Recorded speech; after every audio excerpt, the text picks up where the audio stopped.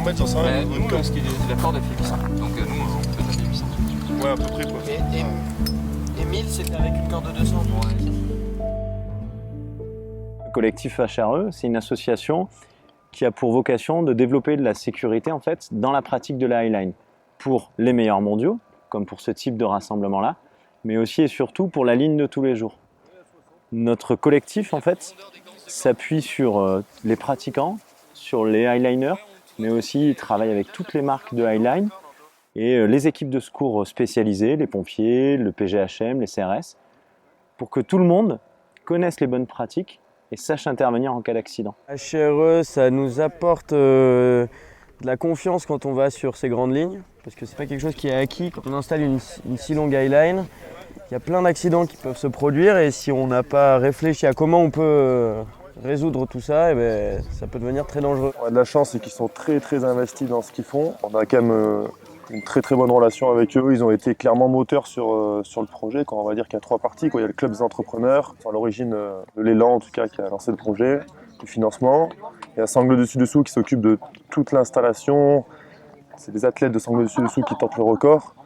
Et le HRE qui donc sécurise. On vient de passer 2 jours à installer la ligne. Elle est en place. Il reste encore à dévriller. Elle n'est pas encore complètement opérationnelle, mais elle le sera dans la journée. Donc nous, notre boulot maintenant, c'est de se mettre à disposition et d'être prêt au niveau du matériel et d'avoir anticipé tout le matériel dont on va avoir besoin pendant la manip. On est sur un record du monde. C'est quelque chose qui se veut à la fois exemplaire dans son organisation, mais où on est obligé, les athlètes sont obligés de se dépasser, de s'engager. Et bien là, c'est la première fois que dans un record, on a dès le début la notion de sécurité qui est présente. C'est un effort qui est quand même assez intense.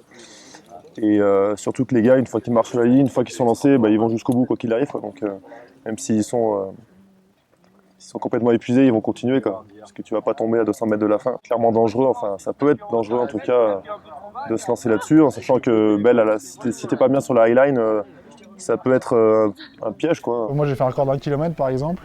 On n'avait rien en fait. On engageait complètement et moi j'avais peur. Les pompiers qui savaient où on était, un hélicoptère qui aurait pu venir, mais c'était pas aussi propre qu'ici. Une fois que tu es en situation de difficulté, tu peux pas toi-même, en tout cas, te sortir de là. Quoi. L'anticipation, c'est ce qui fait la clé d'une sécurité sur un événement comme ça. Le travail en amont est super important. Et il doit être vraiment adapté à chaque ligne. Chaque ligne va avoir un profil différent, va avoir des accessibilités différentes, des hauteurs différentes. Et tout ça, il faut l'anticiper. Et c'est vraiment la partie d'organisation qui doit être à prendre en compte, de s'adapter à la météo, au site, également aux équipes de secours. Il y a l'installation de la highline et la sécurité. Et là, vraiment, c'est vraiment séparé, quoi. Il y a des gens qui réfléchissent à l'installation et d'autres qui réfléchissent à la sécurité. Ok, Nico 2, Alex, je te reçois fort et clair. Pour info, je suis en place côté arrivée sur la ligne et je vais mettre en place la main courante. La sécurisation du bord de ligne, nous en général, on équipe la ligne, une fois qu'elle est équipée, des fois il y a des accès un peu merdiques, on fait pas gaffe. Quoi. Là, ils ont mis des mains courantes propres, c'est bien. C'est vrai que nous on est tellement habitués à passer du temps dans le vide qu'après on fait plus gaffe. C'est une erreur aussi, ouais. Pour nous le rappeler aussi. Ouais, exactement. On a travaillé avec un profil altimétrique pour voir tous les obstacles et les dénivelés qu'on va rencontrer tout au long de la ligne, pour voir quelle technique on peut utiliser pour sécuriser le highliner. Pour les highliners, l'objectif, c'est sur une ligne de 20 mètres, 60, 80, 100 ou plus. Dès qu'on arrive sur une ligne, anticiper le risque, préparer son matériel et savoir quoi faire en cas d'accident. Comment donner l'alerte, comment bien réagir en évitant le risque de suraccident. C'est sûr qu'on part beaucoup plus léger, oui, dans la tête. Comme il disait, on est plus léger. Ouais. Le HRE nous a apporté un soutien depuis le début énorme, quoi que ce soit en termes de logistique, en termes d'implication, de motivation, de dynamique. Pablo, je sais qu'il y a des crampes parfois, et ça l'a vachement rassuré. Ouais, voilà, c'est ça. Il y a les treuils aussi qui sont là, les treuils qui nous permettent d'installer la ligne, de tirer les ficelles, de tirer les cordes, de faire du secours aussi pour tirer la victime une fois qu'on l'a atteinte et qu'on l'a accrochée avec une corde. Si on n'avait pas eu les treuils qu'ils ont eu par des sponsors, on n'aurait pas pu. On aurait vraiment galéré à l'installation aussi, quoi. Du coup, on se complète, c'est parfait, quoi. Tous ceux qui traversent la ligne, ils sont équipés d'un gilet avec des capteurs qui mesurent leur rythme cardiaque en permanence. On a le retour en direct là, avec une puce GPS, donc on a leur position aussi à tout moment. On est suivi là avec des capteurs qui prennent notre distance, donc comme ça ils peuvent savoir exactement où on est si on n'est pas bien, avoir toutes les infos sur nous. Ça c'est top, encore beaucoup plus serein par rapport à ça. La solution qu'on apporte à HRE, c'est une solution de tracking GPS qui va permettre de suivre le highliner pendant la traversée, très précisément, et la solution Data for Life qui est un t-shirt biométrique qui permet de suivre des constantes physiologiques en direct, en live et à distance.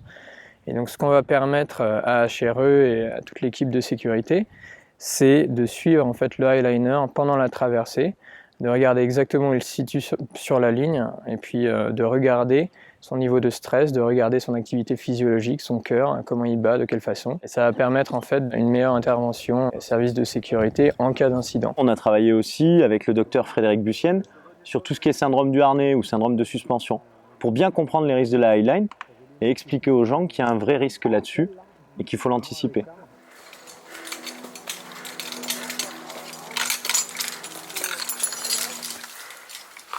Une partie de l'équipe de HRE avec sangle dessus-dessous ont pu procéder à un exercice de secours sur highline avec la participation de l'hélicoptère de la sécurité civile, ce qui a permis de définir par exemple que la technique du hamac qu'on a mis en place était une technique approuvée et qui fonctionnait réellement.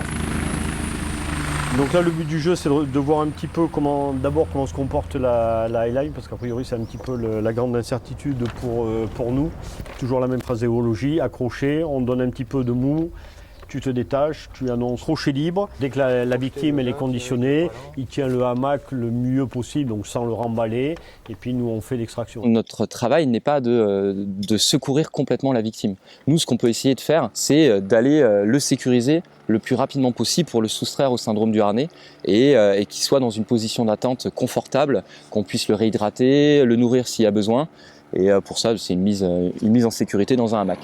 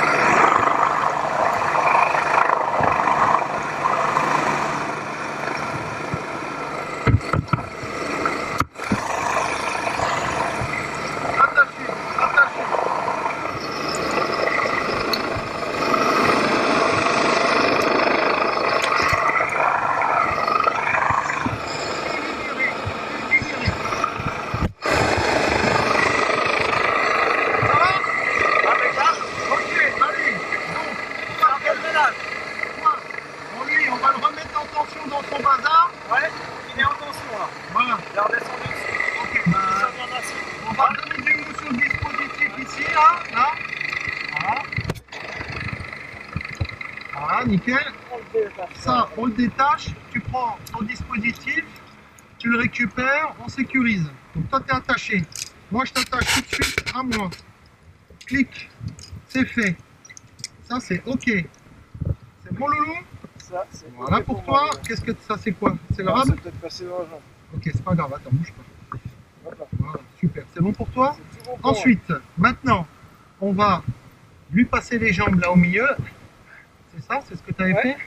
Allez, voilà. Remets ta jambe là au milieu, voilà, comme ça. Voilà, mets les jambes comme ça.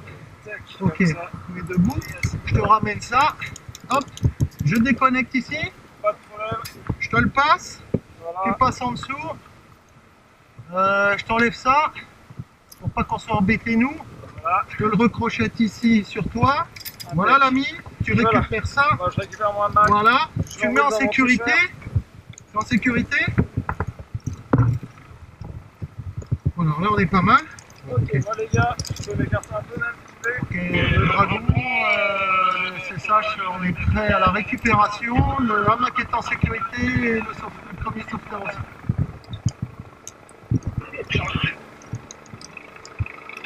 Ok, impeccable, hein? C'était cool. C'est bien, hein? Bon boulot, hein, non? Merci, les gars. Super. Allez. C'est une technique concrète. Concrète parce que les eyeliners peuvent se doter assez facilement d'un hamac et parce que, enfin, et c'est un des aboutissements aussi de notre projet, c'est qu'on a pu définir la faisabilité d'un secours héliporté avec les hamacs. Donc ça s'est très bien passé. C'est un retour d'expérience fabuleux qui va être exploité au niveau de la sécurité civile pour généraliser cette technique. En fait, il ne faut pas perdre de temps, il ne faut pas engager la mise en sécurité, voir si ça marche et ensuite engager les secours. Ça, c'est une erreur. Il faut engager les secours dès le départ et donc contacter les pompiers pour qu'ils puissent intervenir le plus rapidement possible. Et ça suppose d'avoir une personne qui est définie à un endroit qu'on va définir également avec les pompiers pour qu'ils se retrouvent et qu'ils puissent les guider sur le terrain. Donc nous, tout ça, on va l'anticiper avec des moyens radio entre nous pour pouvoir être toujours dispo et avoir les bonnes informations à donner aux pompiers pour les accompagner jusqu'au site où se trouvera le highliner. On a essayé de travailler maintenant depuis plus d'1 an sur un concept de fiche topo sécurité. Et cette fiche en fait permet d'informer les secours, notamment sur un festival de highline, sur justement les points d'accès, le nombre de lignes et d'avoir des points de repère et en fait que l'intervention, s'il y a une intervention, se passe bien. Un organisateur de highline a une responsabilité grande à la fois pour sensibiliser les gens sur les bonnes pratiques et parce qu'il est responsable de leur sécurité. Donc nous, notre objectif, c'est d'échanger avec eux pour les accompagner et leur dire, voilà, nous, dans notre collectif, on a des gens qui ont l'habitude de travailler avec les autorités publiques, avec les préfectures, donc de leur donner des billes pour pouvoir même partager ensemble un cahier des charges qui permettra d'avoir des rassemblements le plus sécurites possible. C'est sûr que l'endroit où il y a le plus besoin de secours, c'est les événements. C'est dans les festivals, ouais, clairement. Plus on multiplie les gens sur les lignes, plus il y a le risque d'avoir un accident. Et c'est là qu'il faut un cadre maximum. En plus, les gens viennent sans connaissance, ils s'inscrivent et ils vont sur les lignes directement. Donc c'est là qu'il y a quelque chose d'important à gérer et il y a de plus en plus d'événements en France. Donc c'est sûr que le HRE a un rôle vachement important là-dedans. Et nous, on a un rôle aussi parce que nous, on est précurseurs, on fait des records, on est vus. Et quand un débutant voit des gars partir sur une ligne comme ça, sans sécu, ça n'aime pas forcément à se poser la question. Donc là, le fait qu'il soit là, on peut communiquer là-dessus. Et c'est bon à tous les niveaux. Quand on discute avec Pablo, il te dit, voilà, je peux m'engager parce que je sais que vous êtes là. Et si j'ai un problème, vous serez prêt à réagir. Et ça c'est un bon exemple ensuite pour tous les pratiquants. Quand on voit que même les meilleurs mondiaux ont besoin d'avoir des collègues, des gens qui sont au bord de la ligne proche, pourquoi est-ce que n'importe quel pratiquant de highline ne devrait pas préparer son matériel et être prêt en cas d'accident? C'est pas parce qu'il y a une petite ligne qu'il y a des petits dangers.